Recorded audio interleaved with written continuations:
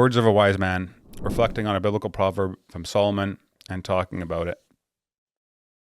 Proverb is, an employer who hires a fool or a bystander is like an archer who shoots at random. That's for sure me. Whenever people say, hey, what approach are you taking? I always say the shotgun approach. Like just blast her with buckshot and see what we hit.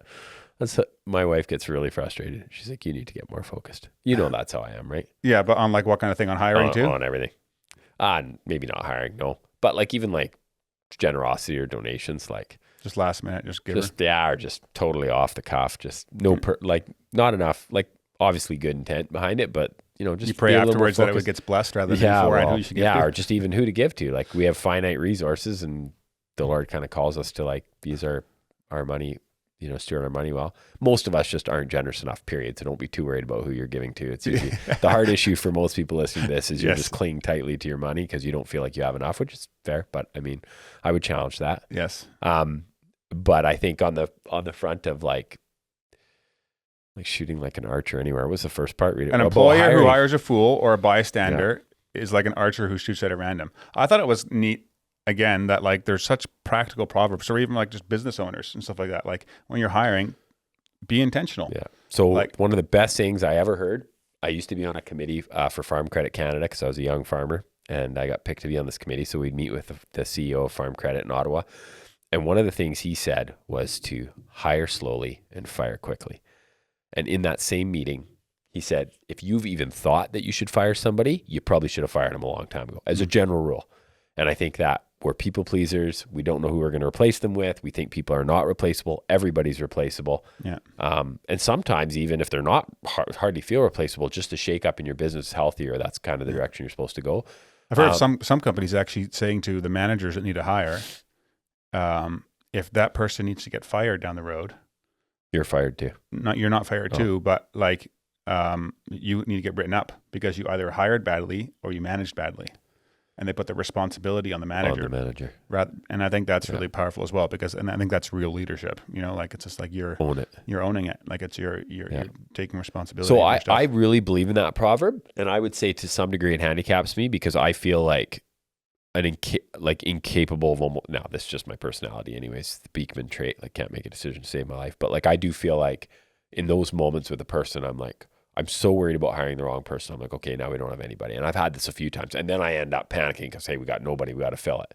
So I think there needs to be process, and I need to be like, now I have people even that are walking alongside me that are just kind of like helping me with those, like actually like do plan the interviews. So the interviews happen. So you're not just like, oh, their resume looked pretty good. Yeah, no, they seem like a nice enough person. Like, no, actually ask some questions, see if you're aligned, right? Yeah. And what I'm learning, I had a discussion last night with an employee after a meeting, and like I said to this person, like you need to enjoy what you do, like to some degree. And obviously every job and every boss and every person has parts of their life that are just, hey, it's a grind and you just got to do it. Like just based on, we're not going to be that blessed that we just literally only get to do what we want. Yeah. But you should be, if you are perpetually going to work feeling like it's a job, I would really challenge that.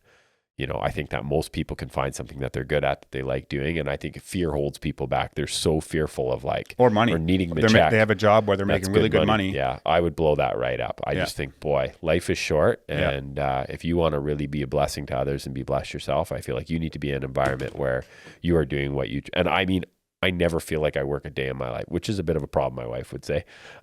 You know, and that's probably part of my workaholism issue. But I do feel like, I just don't feel like even things that do suck. Like, I shoveled out a cattle trailer the other night. Like, I just feel fortunate to do that. You know what I mean? And I think that, so the hiring thing is definitely an issue for me. I need to hire somebody right now. And for what? Good advertisement. Oh, I'm always scared to put it out there, right? Because of all the people that'll reach out to me and say, hey, I'm interested in that. And then I'm such a people pleaser. I can't tell them that it's not a good fit. Okay, send them to Tim. Send them to Tim. That actually is true. Reach out to Tim DeVisser. I'm looking for someone to potentially run my farm. Oh, actually, I okay. Kyle's already got somebody that he thinks is a great fit. Anyways. It might be him, and if it's him, he's not getting hired, so. Thanks for listening. We are going to keep this conversation going in overtime, where we'll do a couple more segments. There's 2 more segments left. Let's Get Personal, where Gary and I each answer a personal question. submitted by the other person. And family fiascos, sharing a funny and memorable recent family event. I got a crazy one. So if you want to watch those, head over to Patreon, link in the description of this video, or go to patreon.com/furiouslycurious. Or you can text the word overtime to 604-703-9045, and I'll send you a direct link to Patreon as well. So we're going to keep chatting.